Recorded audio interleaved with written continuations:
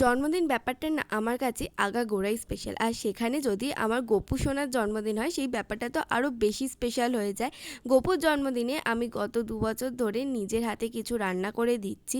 এবারেও তার অন্যথা কিছুই হয়নি। খুবই অল্প কিছু রান্না করেছিলাম, যেমন লুচি, ৫ রকম ভাজা, সুজির পায়েস, আলুর দম।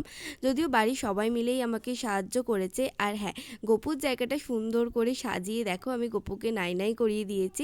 তারপরে গপুর জন্য আনা নতুন জামাটাও গপুকে পরিয়ে দিলাম। আর হ্যাঁ, আমাকে না এই সমস্ত করে অফিসেও যেতে হতো, তাই খুবই তাড়াহুড়োয় ছিলাম। তোমাদের সাথে পুরো ভ্লগটাই আমি শেয়ার করেছি আমার একটা বড় ভিডিওতে। নামের নিচে তার লিঙ্কটা আমি দিয়ে দিয়েছি। আর আমাদের বাড়িতে না আমি আরতি করি বা মাসিমণি করে, তাই তাড়াতাড়ি সমস্ত ভোগ সাজিয়ে রেখে আমি গপু সোনার আরতিটা করে নিলাম। আর গপু সোনার আনার জন্য যে কেকটা, গপু তো ছোট্ট, ও তো কাটতে পারে না, তাই আমি কেটে নিলাম। তারপরে রেডি হয়ে বেরিয়ে পড়লাম অফিসে। রাধে রাধে।